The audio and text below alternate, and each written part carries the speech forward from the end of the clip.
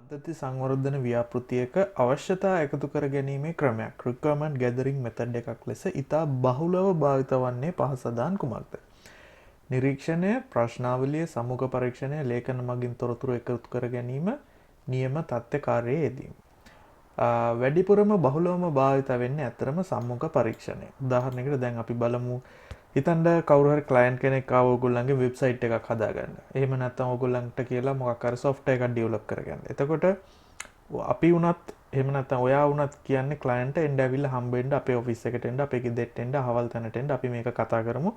ඊට පස්සේ ක්ලයන්ට් ආවට පස්සේ මූණට මූණ face to face හම්බෙලා එයාගේ මොනවද requirement කියලා අපි අහගන්නවා. ගොඩාක් කලාතුරකින් තමයි අපි නිකන් ප්‍රශ්නාවලියකින් එහෙම නැත්නම් නිරීක්ෂණයකින් වගේ දෙයක් කරන්න. මොකද ඉනිෂියල් රික්වයර්මන්ට් ගැදරින් කරන්න නම් අනිවාර්යයෙන්ම කස්ටමර් එහෙම නැත්නම් ක්ලයන්ට් ෆේස් ටු ෆේස් ෆිසිකලි හම්බ වෙන්න ඕනේ. එහෙම නැත්නම් ඇට්ලීස්ට් ෆෝන් කෝල් එකකින්වත් කතා කරගන්න ඕනේ. එතකොට සම්මුඛ පරීක්ෂණයකින් ඉන්ටර්විව් එකකින් තමයි අපි රික්වයර්මන්ට් ගැදරින් කරන්නේ අපේ ප්‍රොජෙක්ට් එකට. එතකොට බහුල වශයෙන්ම භාවිත වෙන්නේ අංක 3 සම්මුඛ පරීක්ෂණය.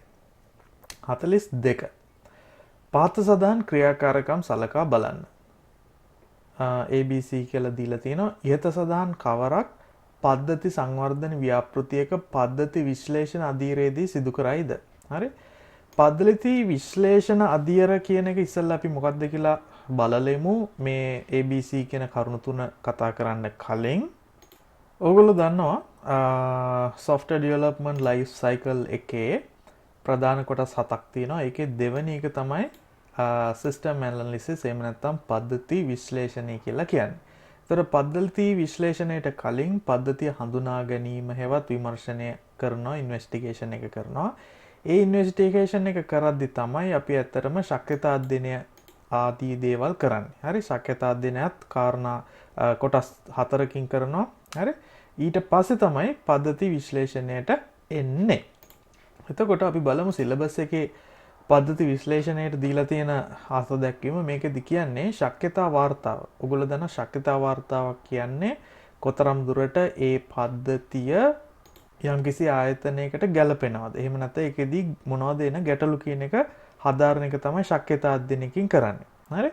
උදාහරණයකට දැන් ඔය සාමාන්‍ය රජයේ ප්‍රොජෙක්ට් කරනකොට ශක්‍යතා අධ්‍යයනයක් කරනවා. එකෙන් එන්වයරන්මන්ට් ඉෆෙක්ට් එක මොකද්ද? සමාජීය ඉෆෙක්ට් එක මොකද්ද කියලා. ඒ වගේ. එතකොට ශක්‍යතා වාර්තා පිළිබඳ ව්‍යාපෘති භාර කමිටුව මගින් නව පද්ධතියක අවශ්‍යතාවය ගැන සෑමීමකටපත් වූ හොත්. ඒ කියන්නේ කලින් ස්ටේජ් එකේදී කරපු ශක්‍යතා අධ්‍යයනයකට සෑමීමකටපත් වුණොත් තමයි ඊළඟ ස්ටේජ් එක, ඒ කියන්නේ මෙන්න මේ පද්ධති විශ්ලේෂණය කියන ස්ටේජ් එකට එන්නේ. ඒ පිළිබඳ විස්තරාත්මක අධ්‍යයනයක යෙදීමට ව්‍යාපෘති කමිටුව තීරණය කරයි. ඒ අනුව ශක්‍යතා අධ්‍යයන වාර්තාව ඔස්සේ ලබා දී ඇති කරුණු තවදුරටත් විමර්ශනය කෙරේ. හරි. තවදුරටත් හොයලා බලනවා මේකේ ඉෆෙක්ට් එක මොකක්ද කියලා. නව පද්ධතියේ අරමුණු ඊට අදාළ විෂය සම්දාරය අවශ්‍ය වන භෞතික හා මානව සම්පත් සහ යෝජිත නව පද්ධතිය සංවර්ධනය කිරීමේදී අතිරේක ගැටලු හා සීමාදී පිළිබඳව මෙහිදී විශේෂයෙන් සලකා බැලේ. හරි. ඇතිවන ගැටලු සීමා මොනවද? භෞතික හා මානව සම්පත් අවශ්‍යතාවයන් මොනවද කියලා සලකලා බලනවා. එසේම පද්ධති විශ්ලේෂණ ක්‍රියාවලියේදී ආයතනයේ ව්‍යුහය පිළිබඳවත් කළමනාකරන මට්ටමේ සහ මේ මට්ටම් පිළිබඳවත් විස්තරාත්මක තොරතුරු රැස් කිරීමක් සිදු කරනු ලැබේ. ඊට හේතුව යෝජිත නව පද්ධතිය මගින් කළමනාකරුවන්ගේ සහ පරිශීලකයන්ගේ අවශ්‍යතා සපුරාලිය යුතු වීමය. ඒ අනුව පද්ධති විශ්ලේෂණ අවධියේදී දත්ත එක්රැස් කිරීම සහ දත්ත තොරතුරු බවට පත් කිරීම තුළින් පද්ධතියේ අවශ්‍යතා විස්තරාත්මක විමර්ශනයට ලක් කරේ. හරි. එතකොට ප්‍රිලිමිනරි ඉන්වෙස්ටිගේෂන්, ඒ කියන්නේ මේ ස්ටෙප් එකට කලින් එකේදී සාමාන්‍යයෙන් තොරතුරු එක්රැස් කරා. නමුත් පද්ධති විශ්ලේෂණයේදී ඊට වඩා ගැඹුරට ගිහිල්ලා තව තවත් තොරතුරු එකතු කිරීමයි සිද්ධ කරන්නේ. අපි දැන් යමු ප්‍රශ්නෙට. මේක අහන්නේ කුමක් පද්ධති විශ්ලේෂණ අවධියේදී සිදු කරයිද කියලා. 1. ව්‍යාපෘතිය ආර්ථිකමය සමාජීය තාක්ෂණ සහ ආයතනික ශක්‍යතාවය තීරණය කිරීම. මේක පද්ධති විශ්ලේෂණ අධීරයට කලින් අධීරයේදී කරලා තියෙන්නේ. ඒක නිසා මේක පද්ධති විශ්ලේෂණ අධීරයේදී කරන්නේ නැත. B. හේතු සාධක facts සොයාගෙන පද්ධතියේ අන්ත පරිශීලකයන්ගේ අවශ්‍යතාවයන් නිශ්චය කර ගැනීම. ඔව්. මේක කරනවා. හරි. ඔයගොල්ලන්ට මේ description එක කියවපුවාම ඒක තේරෙන්න ඕනේ පද්ධති විශ්ලේෂණ අවධියේදී මොකද වෙන්නේ කියලා. C. අන්ත පරිශීලකයන් පද්ධති මෙහෙවන ආකාරය නිර්ණය කිරීම. ඔව් අපිට මේකත් ඇත්ත කියලා ගන්න පුළුවන්. නමුත් මේක ඇත්තරම සිස්ටම් ඩිසයින් අවස්ථාවේදීත් කරනවා. නමුත් මෙතන තියෙන උත්තරවල හැටියට B විතරක් කියලා උත්තරයක් නැහැ. ඒකින්ද අපිට BC කියලා ගන්න පුළුවන්. හරි? එකම දේ පද්ධති විශ්ලේෂණ අවධියේදී ශක්‍යතා අධ්‍යයනය කරන්න ඒක කලින් අවධියේදී කරලා ඉවරයි. ඒ නිසා අපිට A කියන එක අනිවාර්යෙන් ගන්න බෑ. ඒතකොට අපි උත්තරේ හැටියට 4 වෙනි එක ගන්න පුළුවන්. 43 පහත සඳහන් කවර ප්‍රකාශයක් සත්‍ය වේද? 1.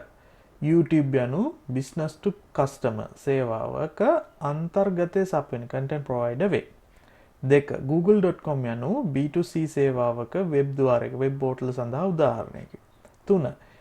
eBay යනු ebay.com යනු customer to business සේවාව සඳහා උදාහරණයකි. 4.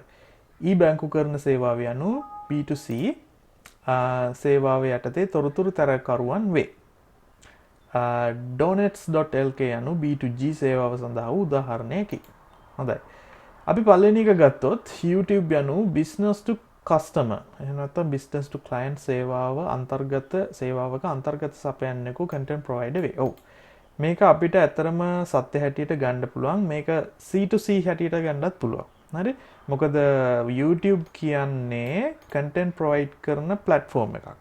එතකොට දැන් උදාහරණයකට ඔයගොල්ලෝ මේ වීඩියෝ එක YouTube එකේ බලන්නෙත් මම බිස්නස් එකක් කරන පුද්ගලයෙක් හැටියට සලකලා ඒක ඔයගොල්ලන්ට ක්ලයන්ට් හැටියට දෙනවා. හරි? එහෙම නැත්නම් මම ඇත්තටම මේකෙන් කිසිම ලාභ ප්‍රයෝජනයක් බලාපොරොත්තු වෙන්නේ නැහැ. ඒක නිසා බිස්නස් එකක් හැටියට නොවුනත් මෙතන C2C කියලා ගත්තත් ඒත් මේක සාර්ථක හැටියට ගන්න පුළුවන්. YouTube සහ Google දෙකම ඉස්සල්ලාම B2C B2B ස්ට්‍රක්චර් එකෙන් තිබිලා පස්සේ B2C ස්ට්‍රක්චර් එකට ආපු කට්ටිය. එතකොට පළවෙනි එක අපිට හරි හැටියට ගන්න පුළුවන්. 2. google.com යනු B2C සේවාවක වෙබ් ద్వාරයක්. B2C නම් තමයි. නමුත් වෙබ් ద్వාරයක් නෙවෙයි. වෙබ් පෝර්ටල් එකක් සහ සර්ච් එන්ජින් එකක් කියන එකේ ලොකු වෙනසක් තියෙනවා මේ දෙකේ. හරි? වෙබ් ద్వාරයක් කියලා කියන්නේ සියලුම වෙබ් සේවාවන් එක් තැනකට එකතු කරලා තියෙන කැටලොග් එකක් වගේ. උදාහරණයකට ශ්‍රී ලංකාවේ වෙබ් ద్వාරය තමයි gov.lk. එතකොට gov.lk එකට ගියොත් ඔයගොල්ලන්ට ගවර්න්මන්ට් එකේ තියෙන සියලුම සේවාවන් වල සියලුම තොරතුරු දැකබලා ගන්න. උදාහරණයකට මේ තියෙන්නේ ශ්‍රී ලංකාවේ ගවර්න්මන්ට් වෙබ් ద్వාරය gov.lk. එතකොට මේකේ අපි ඇතුළට ගියොත් ඔයගොල්ලන්ට මේකෙන් ඕනෑම රාජ්‍ය සේවාවක් වෙබ් අඩවියක් හෝ ඕනෑම තොරතුරක් මෙතන ලබා ගන්න පුළුවන්. හරි? ඒතර මේක තමයි අපේ ගවර්න්මන්ට් පෝර්ටල් එක. හරි? ගවර්න්මන්ට් පෝර්ටල් එකකයි එහෙම නැත්නම් වෙබ් ద్వාරයකයි සර්ච් එන්ජින් එකකයි ලොකු වෙනසක් තියෙනවා. සර්ච් එන්ජින් එකක නිශ්චිත තොරතුරු විතරක් නෙවෙයි අපිට ඒ කියන්නේ ඒ ක්‍රයිටීරියා එකට මැච් වෙන ඕන තොරතුරක් දෙනවා. හරි? පෝර්ටල් එකකින් කරන්නේ යම් කිසි ස්කෝප් එකක් ඇතුළත තියෙන තොරතුරු විතරයි අපිට ලබලා දෙන්නේ. එතකොට අපිට දෙවෙනි එක සත්‍ය ප්‍රකාශයක් හැටියට ගන්න බෑ. මොකද google.com කියන්නේ වෙබ් පෝර්ටල් එකක් නෙවෙයි, ඒක සර්ච් එන්ජින් එකක් නිසා. 3. ebay.com යනු C2B සේවාවන් සඳහා උදාහරණයකි. ebay.com යනු ඇත්තටම customer to customer base වෙච්ච සේවාවක්. ඒක customer to business සේවාවකුත් වෙනවා. නමුත් ඉතා සුළු වශයෙන්, නමුත් බහුල වශයෙන් වෙන්නේ customer to customer. ගොඩක් මේ online selling platform උදාහරණයකට amazon.com වගේ ඒවා, ikman.lk වගේ ඒවා, ebay වගේ ඒවා customer to customer base වෙච්ච සේවාවන්. හරි? මේක ඇත්තටම කියනවා නම් වැරදි නෑ. C2B සේවාවකුත් සපයනවා. නමුත් ඊට වඩා හොඳ උදාහරණයක් උත්තරයක් තමයි 1 කියන එක. මෙතන ඇත්තටම මම 1 සහ 3 දෙකම ගන්නත් පුළුවන්.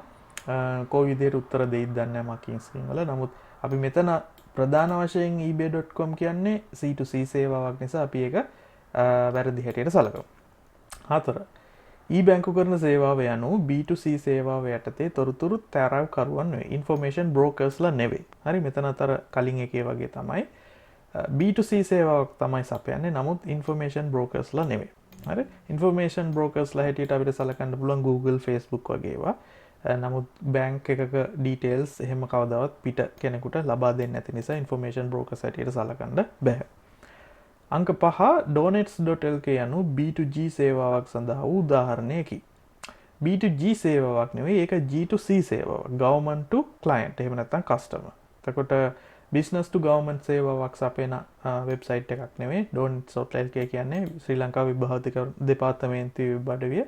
ඒකෙන් රජයේ විභාග වල තොරතුරු කාලසටහන් විෂය නිර්දේශ ඊට අමතරව විෂය නිර්දේශන නැහැ රිසල්ට්ස් ඒ ඔක්කොම දෙන්නේ සාමාන්‍ය විභාග අපේක්ෂකයන්ට. එතකොට ඒක B2G සේවාවක් නෙවෙයි G2C සේවාවක්. හරි. ඒතර මේක අපිට ගන්න පුළුවන් හොඳම උත්තරය හැටියට මම නම් දකින්නේ ඒක. නමුත් මීට වඩා වෙනත් උත්තර තියෙන්න පුළුවන්. එහෙම වුණොත් වීඩියෝ එක යටින් කමෙන්ට් කරන්න හේතුවත් එක්ක. 44 පහත සඳහන් ප්‍රකාශ සලකා බලන්න. විශේෂඥ පද්ධතියක් යනු තීරණ සහායක පද්ධතියක් වේ.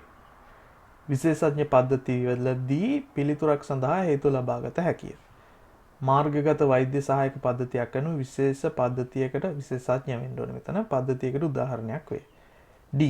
විශේෂඥ පද්ධතියකට එහි දැනුම් සමුදාය knowledge base යාවත්කාලිකන කරන ගැනීමට අනුමිතික යන්ත්‍රයක් interface engine එකක් පවතී. ඊට සදාන් ප්‍රකාශ අතරින් කෘත්‍රිම බුද්ධිය තුළ විශේෂඥ පද්ධති සම්බන්ධයෙන් කුමත ප්‍රකාශ සත්‍ය වන්නේද කියන එකයි අහන්නේ. හරි අපි බලමු පළවෙනි එක. විශේෂඥ පද්ධතියක් වෙන තීරණ සහායක පද්ධතියක. ඔව් විශේෂඥ පද්ධතියක් ආටිෆිෂියල් ඉන්ටෙලිජන්ස් කෘත්‍රිම බුද්ධියත් සමග සම්බන්ධ වෙලා තොරතුරු තීරණ කර ගැනීම සඳහා සහාය දක්වනවා. ඒක නිසා අපිට ඒ ප්‍රකාශය සත්‍ය හැටියට සලකන්න පුළුවන්. B. විශේෂඥ පද්ධතිවලදී පිළිතුරක් සඳහා හේතු ලබාගත හැක. මේක හැම විටම සත්‍ය වෙන්නේ නැහැ. ඉතා කලාතුරකින් ඒකට හේතුවක් ලබා ගන්න පුළුවන් සිස්ටම්ස් තියෙනවා. නමුත් මේක සෑම විටම සත්‍ය නොවන නිසා අපිට B කියන එක ඇත්ත හැටියට ගන්න බෑ. C. මාර්ගගත වෛද්‍ය සහායක පද්ධතියක් යන විශේෂඥ පද්ධතියකට උදාහරණයක් වේ. ඔව්. මේක හොඳම උදාහරණයක් විශේෂඥ පද්ධතියකට. මාර්ගගත වෛද්‍ය සහායක පද්ධතිය කියන්නේ උදාහරණයකට දැන් විශේෂඥ පද්ධති නිර්මාණය කරලා තියෙනවා. අපි හිතමු patient කෙනෙක්ගේ x-ray එකක් ultrasound එකක් දාපුවාම ඒ patient මොන හරි ලෙඩක් තියෙනවද කියලා diagnose කරන්න පුළුවන් තරමේ දියුණු AI පද්ධති නිෂ්පාදනය කරලා තියෙනවා. හරි? එතකොට ඒ වගේ පද්ධති අපිට සලකන්න පුළුවන් විශේෂඥ පද්ධති හැටියට. තව උදාහරණයක් කියනවා නම් stock market එකක මොන stocksද up වෙන්නේ down වෙන්නේ ඒ වගේ ප්‍රෙඩික්ට් කරන්න පුළුවන් software තියෙනවා. ඒවත් අපිට දාන්න පුළුවන් විශේෂඥ පද්ධති. මොකද ඒවා තීරණ සහාය සඳහා අපිට ඉවහල් වෙනවා. හරි? එතකොට C කියන එක අපිට ඇත්ත හැටියට සලකන්න පුළුවන්. D. විශේෂඥ පද්ධතියකට එහි දැනුම් සමුදාය knowledge base එකේ ආවත්කාලික කරගෙන අනුමිතික යන්ත්‍රක interface engine එකක් පවතී. ඔව්. ඔයගොල්ලෝ දන්නවා විශේෂඥ පද්ධතියක් කොටස් දෙකකින් සම්බන්ධ වෙනවා. හරි? ප්‍රධාන කොටස් දෙක තමයි විශේෂඥ පද්ධතියක තියෙන knowledge base එක සහ interface engine එක. හරි? knowledge base දැන් සාමාන්‍ය විශේෂඥ පද්ධතියක් ක්‍රියාත්මක වෙන්නේ if then condition අනුව. ඔයගොල්ලෝ දැන් programming ගැන ටිකක් දන්න නිසා මම මේ ගැන පොඩ්ඩක් කියලා දෙන්නම් මෙතනදී. දැන් knowledge base එකේ තියෙන්නේ ගොඩක් වෙලාවකට facts සහ rules. උදාහරණයකට මෙන්න මේ වගේ හිතන්න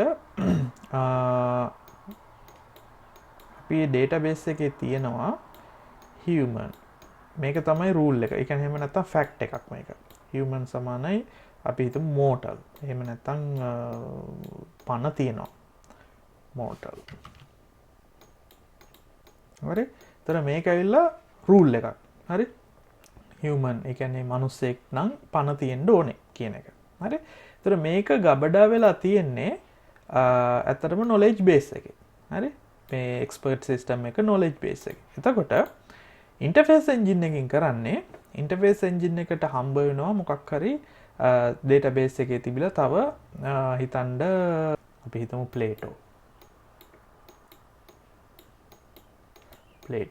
Plato කියන්නේත් මිනිස්සෙක්. හරි? Plato is a human. එතකොට interface engine එක තීරණය කරනවා එහෙනම් Plato යනු mortal එහෙම නැත්නම් පණ තියෙන කෙනෙක් වෙන්න ඕනේ කියලා. හරි? එහෙම කියලා එයා ඒක database එකට ආපහු යවනවා. ඔන්න ඔය විදිහට තමයි විශේෂඥ පද්ධතිවල logic එක වැඩ කරන්නේ. හරි? ඒතර විශේෂඥ පද්ධතියක එහි දැනුම් සමුදාය යාවත්කාලික කර ගැනීමට interface engine එකක් පවතී. ඔන්න ඕකෙන් ඔය මේක කියලා තියෙන ප්‍රකාශය D ප්‍රකාශය සත්‍යයි. එතකොට අපිට මේකේ උත්තරේ හැටියට සලකන්න පුළුවන් A C D. උත්තරේ වෙන්නේ 5 A C D. අපි යමු 45 වෙනි ප්‍රශ්නට. පහත් දක්වා ඇති Python ප්‍රකාශය ක්‍රියාත්මක කළේයි උපකල්පනය කරන්න. ඩික්ෂනරි එකක් දීලා තියෙනවා. 1 2 3යි කීස් තියෙනවා. වැලියුස් 3ක් දාලා තියෙනවා. දෝෂයක් සහිතව ජනනය වන්නේ පහත සඳහන් කවර පිරිස හරි.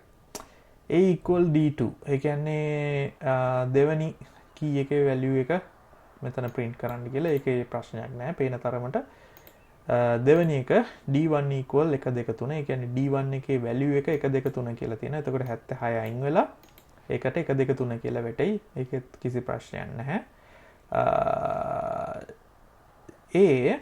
මෙතන හැබැයි පොඩි ප්‍රශ්නයක් තියෙනවා. මෙතන semicolon එකක් තියෙනවා අන්තිමට.